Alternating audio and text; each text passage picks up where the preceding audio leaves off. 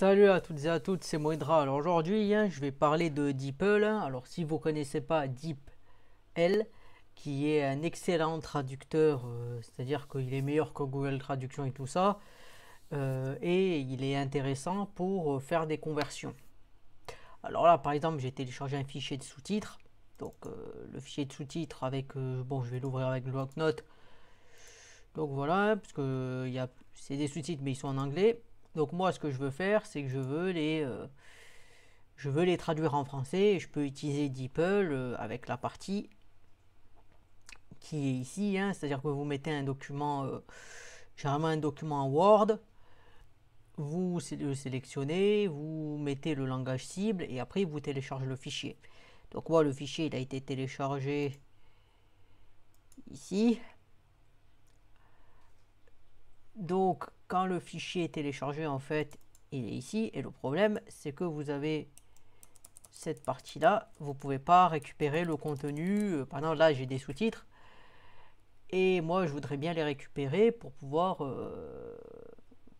par exemple préparer ma prochaine vidéo.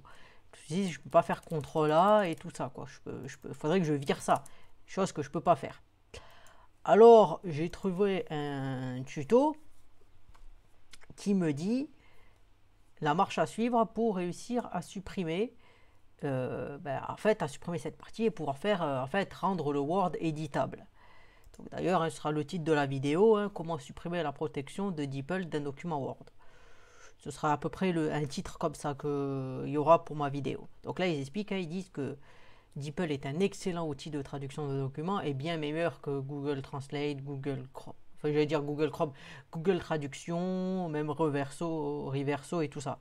Donc là, ils expliquent, ils disent les principes pour déverrouiller un fichier Word. Donc ils disent face à cette technique, voilà, la valeur de protection peut... nanana.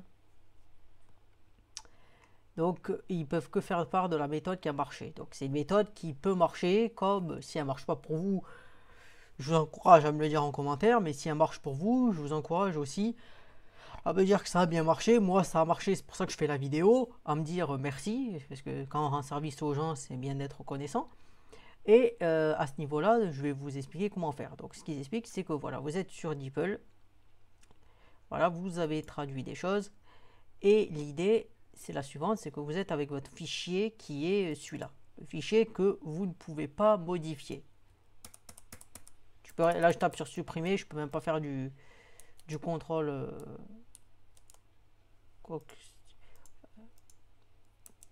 Ouais, est-ce que là je peux, ouais, bon, là je peux pas faire grand-chose. Là, j'arrive à faire un contrôle A, mais c'est bizarre. Alors là, j'y arrive pas. Mais c'était là, oui, parce qu'il mettait la modification, mais quand je suis là, je peux rien supprimer. Le contrôle là tout à l'heure, mais je crois que ça faisait rien du tout parce qu'on voyait, mais je pense pas que ça copiait. Donc là, je peux rien faire du tout. Donc l'idée, c'est de prendre ce fichier et de l'enregistrer en fait au format XML 2003 Word. Donc là, j'en ai déjà créé, donc je vais dire oui, ok. Et donc là, une fois qu'on est là, c'est de chercher celui qui a l'extension XML, donc qui est là. Mais on va pas l'ouvrir avec Word, on va l'ouvrir avec quelque chose d'autre. Par exemple, vous pouvez l'ouvrir avec bon, le bloc-notes, c'est pas forcément le mieux. Ouais, WordPad. Ou alors, par exemple, si vous avez, putain, voilà, il me le propose pas, mais si vous avez Notepad++, c'est bien de l'ouvrir avec. Mais moi, je vais essayer de l'ouvrir avec WordPad. Donc là, vous êtes avec WordPad et vous avez plein de choses. Donc, ce qu'en fait vous dit le tuto, ensuite, c'est d'aller chercher une certaine chaîne de caractères. Donc, la chaîne, c'est un forcement égal et de mettre off à la place de on. Donc là, si on regarde le WordPad, donc on cherche cette chaîne, elle est ici. Donc là, c'est on et on va mettre off. Ensuite, il faut enregistrer. Et une fois que c'est là, est-ce qu'on peut de pas ouais parce que là, il veut pas me l'ouvrir avec avec celui-là. Donc qu'est-ce que dit le tuto? Le tuto il vous dit ensuite enregistrer voilà sur WordPad, ouvrir le document XML avec Word et l'enregistrer au format normal. Donc là moi je l'ouvre mais il m'envoie chier parce que le doc il me l'ouvre, ok. Donc à la limite, ah, peut-être que là il avait trop ouvert.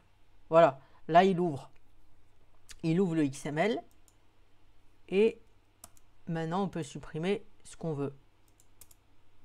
Donc voilà, donc là après si vous voulez récupérer et le mettre dans un fichier sous-titre, c'est-à-dire que vous faites, vous créez un fichier sous-titre, hein, vous l'appelez, mettez fichier .srt et après vous copiez tout le contenu dedans. Donc voilà, comme ça c'est bien. Donc voilà, si ça a pu aider certains et certaines, parce que c'est vrai que moi des fois quand j'ai besoin de traduire, pas forcément tout le temps, en tout cas pas assez pour que je prenne un abonnement, mais ça peut rendre service de temps en temps. Voilà, je trouve que c'est intéressant. Si vous faites anecdotiquement des opérations de sous-titres, c'est bien de le faire. Comme ça, ça vous rend service. Vous ne payez pas forcément l'abonnement. Et surtout, ça vous permet de pouvoir avoir votre fichier comme vous voulez, avoir vos retours, pouvoir avoir le contenu qui a été traduit automatiquement. Parce que vous voyez que vous avez des sous-titres en une langue. Vous utilisez DeepL avec un fichier Word. Vous récupérez le fichier Word. Le fichier Word, vous l'enregistrez, normalement il a un doc, vous le mettez en XML, vous l'ouvrez avec WordPad, vous cherchez la commande, vous changez le on en off, vous réouvrez le fichier et après vous pourrez récupérer le contenu et en faire ce que vous voulez. Donc voilà, c'était une petite vidéo pour vous montrer comment faire. Donc elle est finie. Si vous l'avez aimé ou détesté d'ailleurs, je vous invite à vous abonner, ça fait plaisir, à liker, disliker, même vous disliker c'est bien, quelque part. Ça compte, donc voilà, liker, disliker, et aussi commenter pour me dire est-ce que vous avez d'autres méthodes, est-ce que ça vous a rendu service, ou est-ce que vous ça n'a pas marché, et si ça n'a pas marché, peut-être que j'essaierai de voir si je peux trouver, parce que comme l'article disait, il n'y a pas forcément une méthode pour réussir. Et celle-là, je vous prouve qu'elle fonctionne, et j'espère qu'elle marchera pour vous. C'était Moedra, je vous dis salut, et à plus pour une prochaine vidéo.